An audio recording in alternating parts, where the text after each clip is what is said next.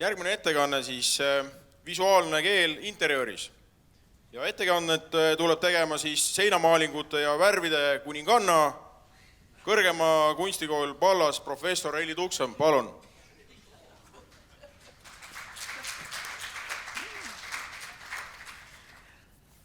Tere, hea auditoorium. Tänan muidugi pabistajale natuke vett ka. Ühesõnaga, siin alguses on olnud juba nii ilusad sõnavõtud ja kõned ja Krista Aru mõtted, et kuidagi nagu inspireeris ja ma loodan, et ma suudan selles inspiratsioonilaines nagu püsida. Nii, ma pean selle oma ettekande siit avama ka.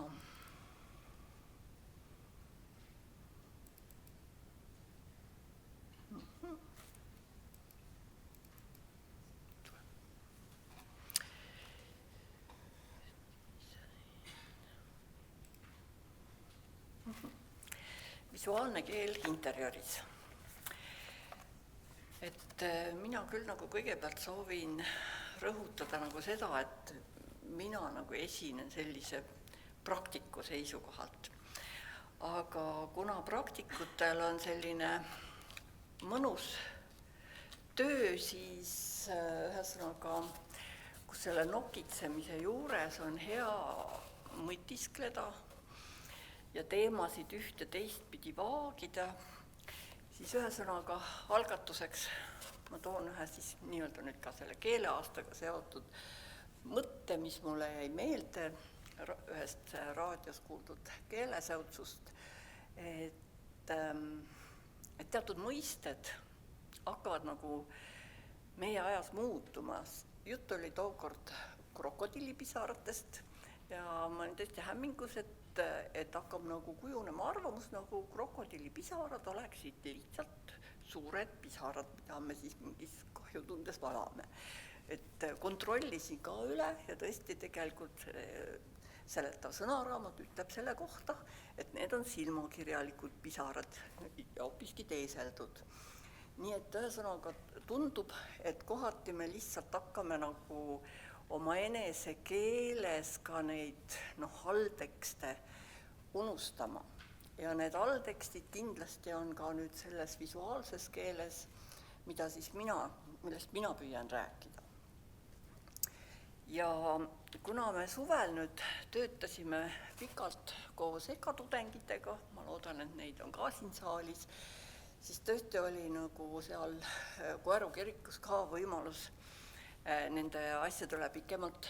mõtiskleda. Et vaatasin just ja tutvusin näiteks Helmi Üprose kirjutistega selle objekti kohta, aga et ma toon näiteks siin hoopis niisugused võib-olla natukene teistsugused näited, et me teame kõik, eks ole, et need varasemad kirikud on paljus nagu ehitatud või vähemalt seal ehitustöödel kaasa aidatud ja ütleme ka Raikivi kunstis väga palju on seal osalenud, on Gotlandi siis meistrid. Helmi Üpros tõi veel välja seal ühe niisuguse toreda asja, mida mina nagu ei olnud varem nagu tähele pannud, et tegelikult oli see ordu,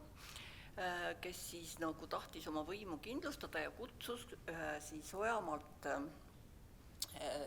kaupmehi, mis oli mingi 200 kaupmeest, millest siis isegi 40 siis said läänid Järvamaal.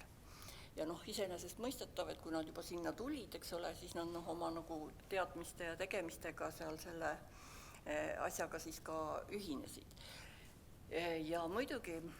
mis on nüüd ka selle antud Raikivi juures huvitav, et jällegi, et kuidas meil nagu need asjad ja mõistmised muutuvad ka, eks ole, nagu selles ajas uute teadmiste valguses. Et selles mõttes näiteks see, kuidas need viimaste aegade, ütleme need viikingi kultuuriga seotud leiud näitavad sellele, kuivõrd palju me oleme tegelikult oma taustast nagu seotud laiemalt nagu Põhjamaa rahvastega. Et muidugi ega eestlasele see ei muuda nagu selles mõttes nagu selle antud juhul see tamme kujutise tähendust. Et mul oli hea meel vestelda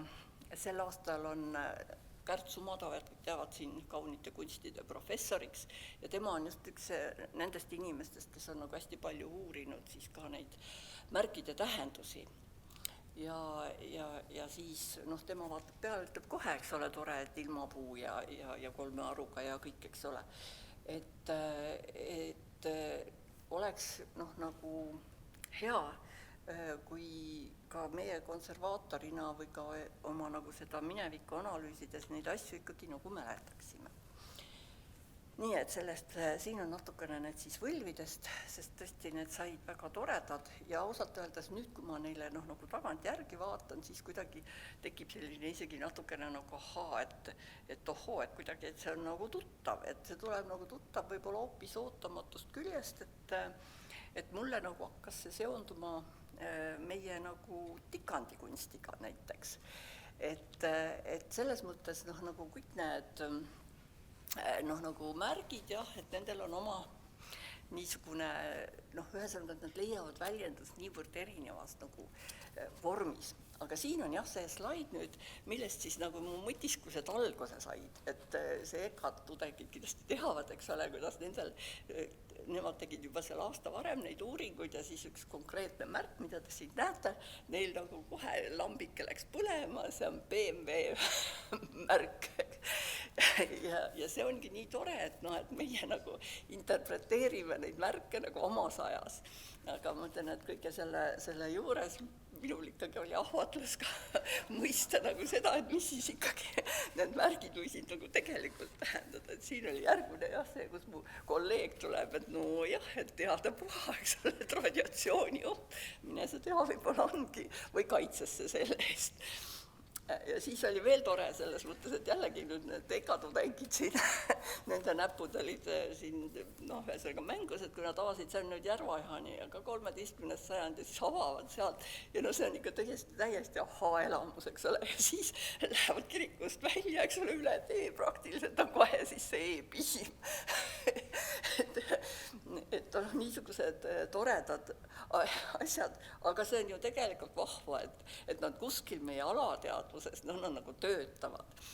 Ja siis jällegi nüüd nagu ka siin Kärti suunas viidates, aga et tema on nagu ilmselt õhutanud ka Ärmaroosit, eks ole, siin siis neid Tigandi ja ise, eks ole, on andnud välja see ühe nendest raamatutest siis,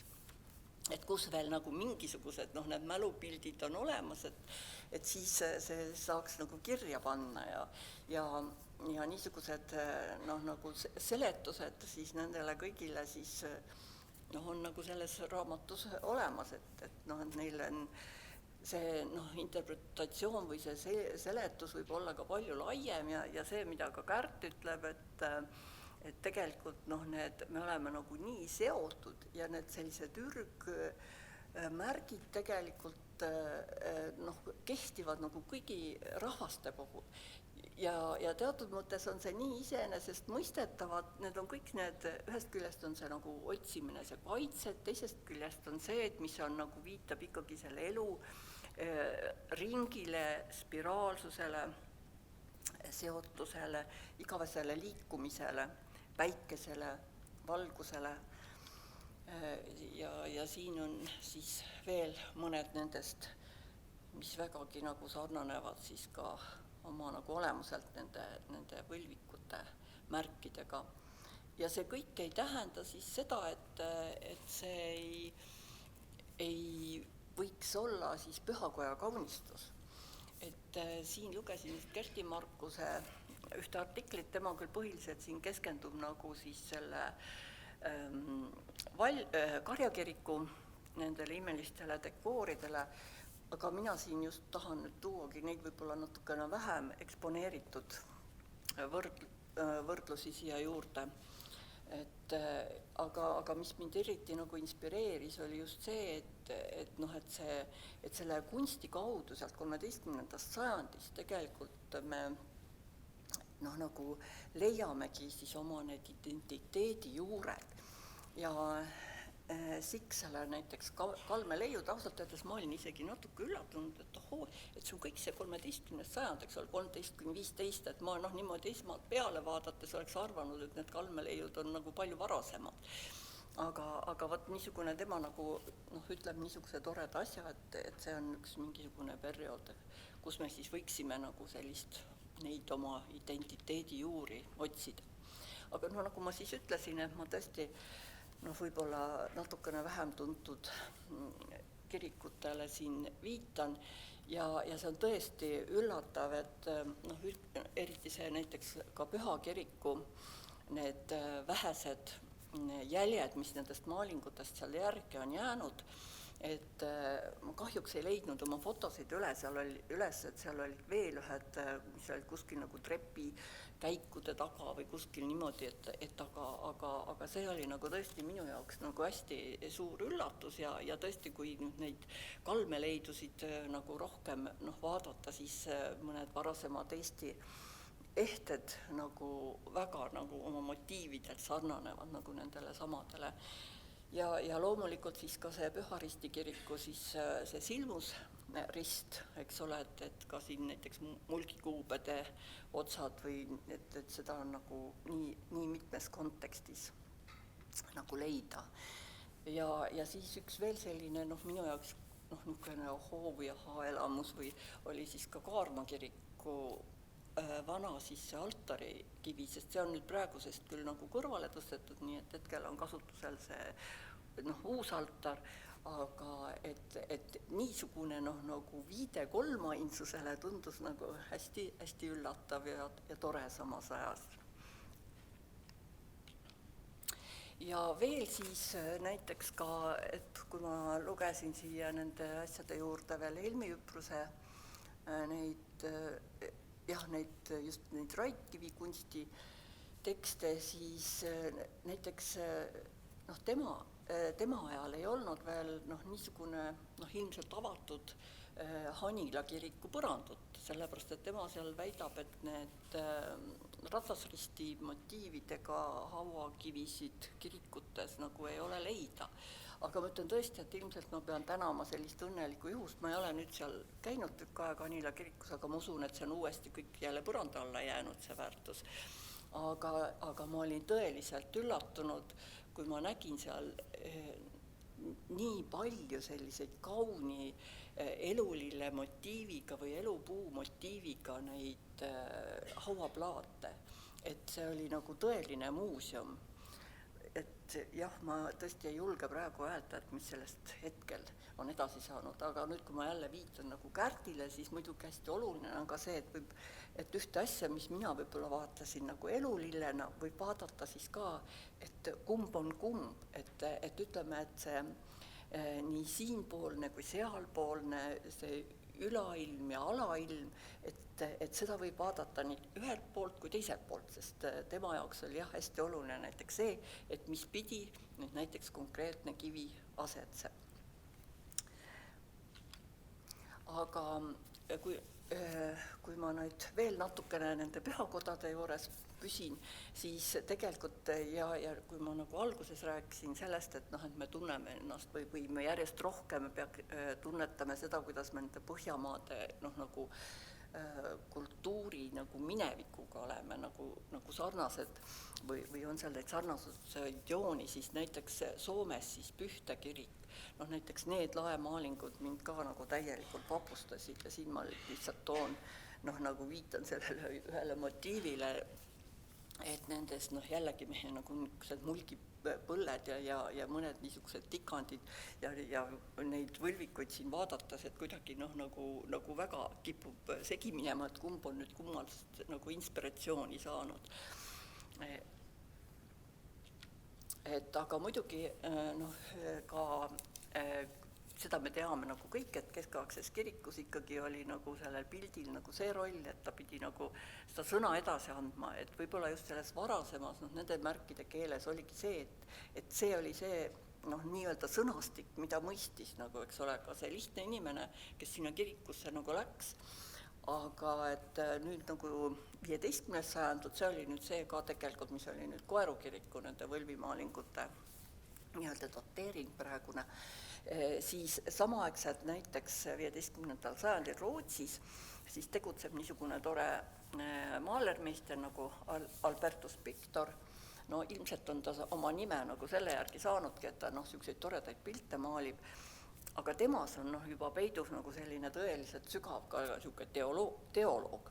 No, põhimõtteliselt on ka teada ajalast tema juubelit siin peeti paar aastat tagasi, kas see oli 400 või vist võiks olla isegi rohkem, ei 400 vist oli tol ajal ja siis mõned ajad tagasi. Nii et tema oli tõesti õppinud, hiljem ta oli Stockholmis organist, nii et ta tegelikult oli täiesti taustteadmistega aga sellegi poolest, ega tema kasutab ka neid niisugusi toredaid, neid vanu märke, ütleme, et siin ilmapuu või siis näiteks see kolm lehega nagu õiemotiiv. Siis veel üks, mis oleks nagu nüüd mul selle järgmise mõtte juurde üleminekuks, oli siis Inko kiriku maalingud. Ma väga vabandan, et pilt on natukene udune, aga see kiriku vaade mul on küll internetist võetud, parempoolne on mu nagu enda tehtud. Et siin, kui te vaatate nüüd, vaatate lähemalt nüüd seda püha õhtusöömaja tseeni, siis kohe võib-olla nagu ei märkagi, aga ma ei ole näinud nagu niisugust lähenemist, et kus siis laua taga see Kristus, kes leiba jagab, samaaegselt on seal juba ka nagu teispoolsuses, eks ole, ta on juba selle liniku all, et ta on juba nagu just nimelt võib-olla kõige õigem sõna olekski öelnud juba selles teispoolsuses. Ja just see kangas, mis on ka hästi levinud nüüd ütleme sealt 15. sajandist kuni ütleme 18. sajandini, et ta kannabki nagu selle eraldava nagu riide, eraldava kanga niisugust tähendust. Ja võib-olla isegi sõltumata sellest tähendusest on kuidagi mul alati nagu selline hästi nagu tore elamus, kui ma mingeidki viiteid nagu leian siis sellele kanga motiivile. Need näited siin on pärit Rootsi kirikutest, aga tõesti näiteks selle parempoolse kanga niisugune dekoratiivsus, et see on lihtsalt võluv. Ja siis jällegi ühesõnaga kangad täiesti erinevatel viisidel, et niisugune väga tore ju oli see, kui tulid Loodi mõisast välja sellises suures koguses vanu tapeete, mis tõesti on ühed vanemad meil Eestis, aga üllatus ja kui me nägime seda, et vaatame, et mis toredad palmikesed siin on, aga tegelikult see sama siis nii-öelda kardina motiiviga tapeet oli tegelikult seinavale pidi pandud. Ja siis nüüd ongi nagu küsimus, et mis siis oli, et kas tõesti taheti rõhutada seda, et on mingi kasvav puu seal, selle asemel, eks ole, et tõesti nagu selle olulise tähendusega kardina motiivi siis nagu rõhutada antud interjööris või lihtsalt töömees tõesti võttis panni ja hakkas nagu pihta. Ja siis veel nende niisuguste toredate kardina motiividega siin nüüd 18. sajandi näited Turu siis apteekimuuseumist, Mustjõe mõisast, see on antud pilt on tugevasti nüüd restaureeritud, nagu te isegi arvata võite, aga seal kuskil kardina taga oli siis veel seda originaali nagu ka näha. Ja siis meie naabrite juurest siin ühiselt Liivimaa aladelt nagu siis ka Ungurmõisa. Ja muide siis need Kampenhausenid, kes siis selle Ungurmõisa ehitasid, tegelikult või see Kampenhauseni pere siis läks ju rannust, võttes kaasa siis kõik meistrid. Et see on nagu niisugune ajaloost teada fakt siis ka. Aga Eestis meil nagu väga palju nüüd selliseid neid varajasi kangaleid ei ole ja seda enam on nagu iga leid nagu selline hästi, hästi meeldiv ja tore. Ja nüüd see sama Loodimõis, ma ei näita isegi seda, mis nüüd ütleme, et selles Loodimõisa eeskojas on nagu kõiki uurijaid niimoodi väga vapustanud või vaimustanud on siis need baroksed tohutu suured akantusmaalingud, aga siis ütleme, et ongi võib-olla siis selle ühe leiu niisuguses tohutus vaimustuses, sa peaaegu unustad ära, et võib-olla on seal midagi veel. Ja tõesti minu jaoks oli see küll väga tore niisugune elamus, kus siis seal nii tagasihoidlikud, aga samas sellised väga peened, eks ole, niisugused viited siis tulid sellele samale kardina motiivile. Ja nüüd siin see teine pilt, parempoolne jällegi, on siis üsna viimase aja leidude hulgas, siis me praegu veel tegutseme Tartus Laidena 36, aga selle juurde ma tulen veidi hiljem tagasi. Siin on veelgi siis, et uuesti natuke suuremalt et ikka saaksite aru, et seal Loodi mõisas oli selline tore kardin. Aga nüüd parempoolsetel piltidel jälle ilmselt on teil päris raske aru saada, millega tegemist on, aga ühesõnaga mina siin nagu muidugi tohutu vaimustusega jälle kepsutasin, et see oli siis, kui me restaureerisime Suure mõisat ja kui ma nägin seal selliseid pisikesi selliseid sõlmeotsakesi ja narma niisugusi motiivikesi ja tegelikult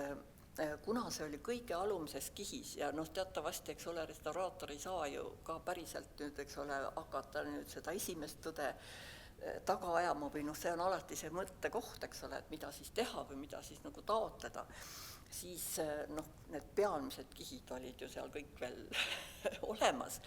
siis tõesti ainult nendest üksikutes kohtades, kus siis oli, ta niikuinii juba avanes või kus nagu seda ülemist kihti nagu sa väga ei kahjustanud, siis sealt sai nagu seda piiluda. Ja tegelikult ikkagi nende väikeste fragmentide kaudu siis võis oletada, et kogu see lai ilus peegelvõlv oli kunagi siis kaunistatud nende niisuguste drapeeritud siis vanikutega. Ja muidugi, mis on huvitav, nagu üldse siis me töötasime seal kauem, et tegelikult Suure mõisa, ühesõnaga, et kuivõrd nagu jõulised võivad olla nagu ka sellised vanaprouad või siis eakad naisterahvad, et tegelikult ehitas selle mõisa juba leseks jäänud 13 lapse ema, Margareta Stenbock, kes oli siis Delagardie ja muidugi ma ei hakka siin pikemalt rääkima kõike seda lugu, aga ma ütlen, et see on alati selline nagu tore lisandus ühele restauraatorile, kui sa, eks ole, lisaks sellele, et sa leiad sealt selle ühe nagu narmakarva, saad veel teada nagu palju muudki, kuidas me kõik nagu või kuidas see minevik nagu hakkab su eest nagu lahti rulluma ja kuidas kõik need asjad nagu lähevad oma vahel nagu seosesse. Aga muidugi seda ma tahan küll nagu siin viidata sellele, et see kardinad, kui ma siin näitasin just nimelt Rootsi kirikuid ja neid Rootsis kasutatud kardinamotiive, siis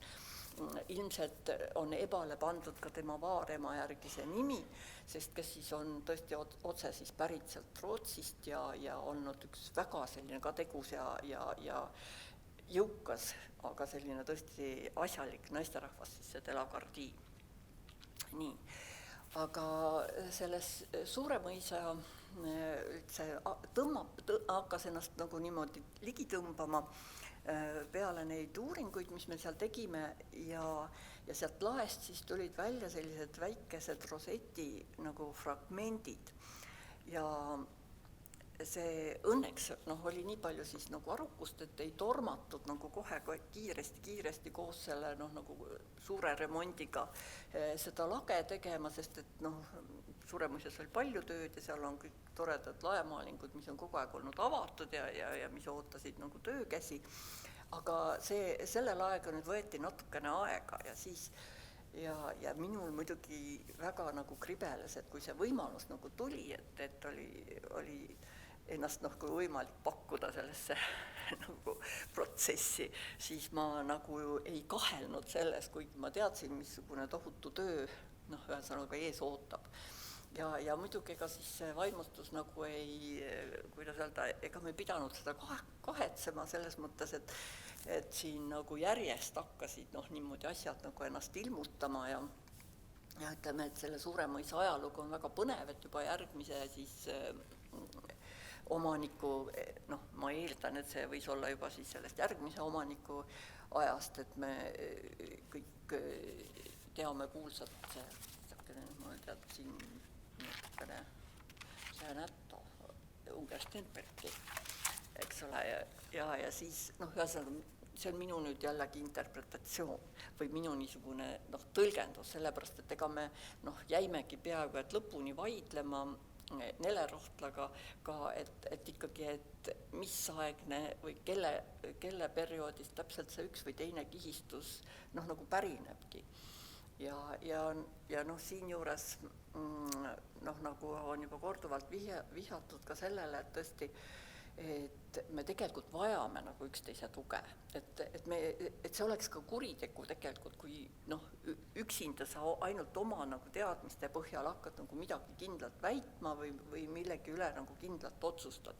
Ja tegelikult ausalt öeldes seda ma olen õppinud nagu oma välismaa kolleegidelt, sest et alguses nagu tundus ka nagu, et mida nad küll jahuvad nii palju iga objekti juures, et kust nad selle aja kõik võtavad. Ja noh, eks see tegelikult on ka natukene see aja küsimus, et meil vahel nagu kipub jääma seda väheks. Aga nemad ikka väga palju nagu võtsid jälle nagu seltskonna kokku ja vaatasid ja arutlesid ja hästi põhjalikult ja ka mõtestasid, eks ole, selle kõik nagu läbi, et mida me ja milleks me ikkagi nagu kõike teeme. Nii et ühesõnaga siis sellest toredast Unger Sterbergi aegsest minu arvates seni veel, sest seda ei ole keegi teine peale minu kinnitanud, et ilmus seal järsku siis niisugune tore karikas ja siis sellised tohutult lopsakad kantused. Ja noh, muidugi selle taustal ja siis täiesti teisest maailmast, aga samas kihistuses niisugune dekoratiivne motiiv. Et muidugi see on siis alati nii-öelda interjööri restauraatori ja siis mõtestaja nagu kõik keerukam küsimus, et kuidas see kõik, mida sa oled nüüd avastanud, et kuidas see kõik nagu säilitada selliselt, et ta oleks ka hiljem nähtav. Sest see on nagu tegelikult kõige suurem nagu paradoks ja praegu ka ma kohe jõuan järgmise objektini, et see, et meid ka nagu haarab, nagu ma ütlen, et need samad kardina pisikesed kribalad, et tahaks nagu rohkem teada, tahaks nagu rohkem avada, aga mis siis selle kõigega edasi saab, eks ole, et seda ei saa ju uuesti nagu lihtsalt jälle nagu olematuks pöörata või nagu tagasi keerata, eks ole, sinna uut kihti nagu peale panna. Et see vajab nagu niisugust nagu jäädvustamist ja ainult dokumentatsioonist on siiski tihti nagu vähe abi, sest ma olen ise nagu seda ka nagu kogenud, et kui on nagu eelnevat uuringut tehtud ja siis, kui mina nagu nii-öelda teostaja restauraatorina lähen objektile ja kui mul ikkagi silma ees ei ole seda terakest, kus ma saaksin seda nagu tõelist materjali nagu katsuda või tõelist seda kuidas öelda, seda pintslilöögi niisugust olemust tajuda, et siis mul on nagu sellesse nagu väga raske nagu sisse elada. Üks niisugune juhtum on mul täiesti olemas, et ilmselt jätan ma selle praegu hetkeks mainimata. See tore mõis on meil täiesti olemas ja elus. Aga jah.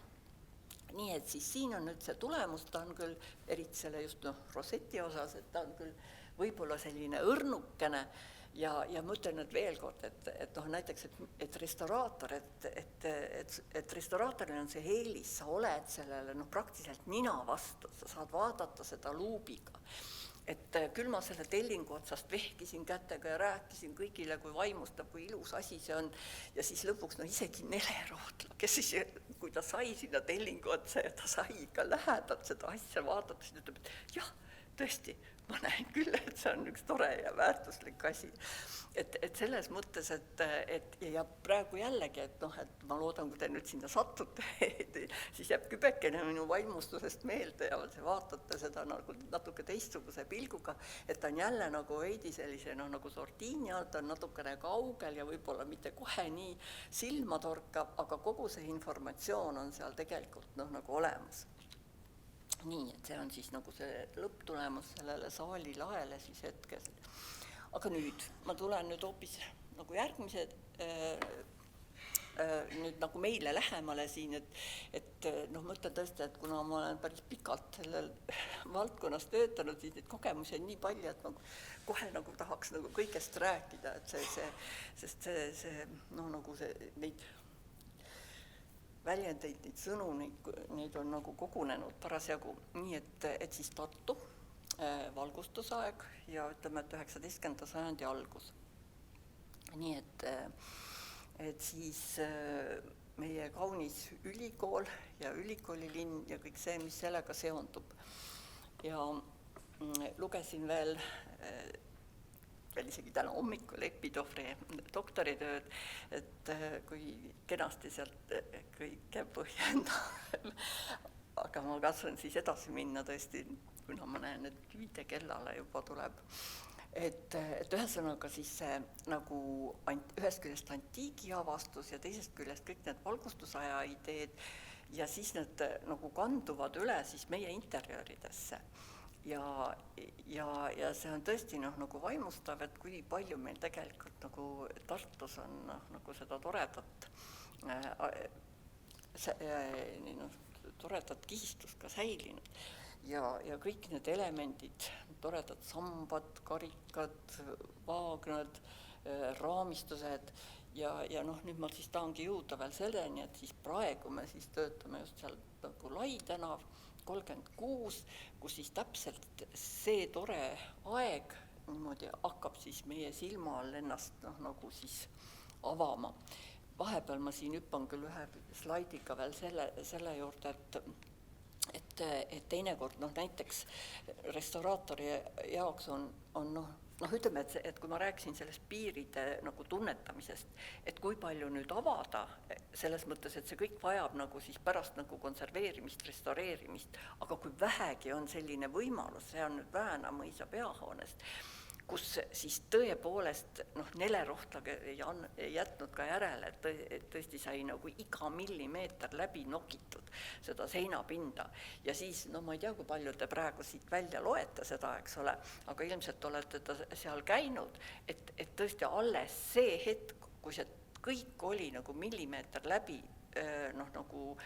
nokitud ja tunnetatud, oli võimalik siis sellest nagu mingisuguse kompositsiooni nagu kokku panna, et seda nagu taas elustada. Selge see, et siin ei ole kõik nagu täpselt veel säilinud, aga mingi selline suur sugu. Tahtsin veel siin värvi juures peatuda, aga sellest ma olen juba siin ka maininud, et ühesõnaga aga võib-olla lihtsalt üks väike vihje, mis mul seal kirjalikus osas ka on, et tõesti, et võib-olla just selles antiigi mõjutustega värvikäsitluses on selline tore nagu vihje, see muidugi tuleb renessansi kaudu meieni, et lähtuti nagu siis 4 elemendist, eks ole, see maa, vesi, õhk, tuli. Ja need on niisugused parajalt murtud, aga samas nad on kõik olemas, et tõesti need 4 elementi või need 4 värvitooni ja need ruumide niisugune järgnevus, kuidas see värvikeel nagu siis ühest ruumist teise nagu kandub, et see on nagu ka väga, väga võimas ja tore tegelikult kogemus, nii et siit siis veel need mõned viimased pildid, mis ma teile näitan, siis ilmselt alles veel vormuvad siis üheks selliseks koostööks. Ja tänan siin juures ka oma tudengeid, kes on siin hästi vapralt olnud abis. Nii, aitäh teile!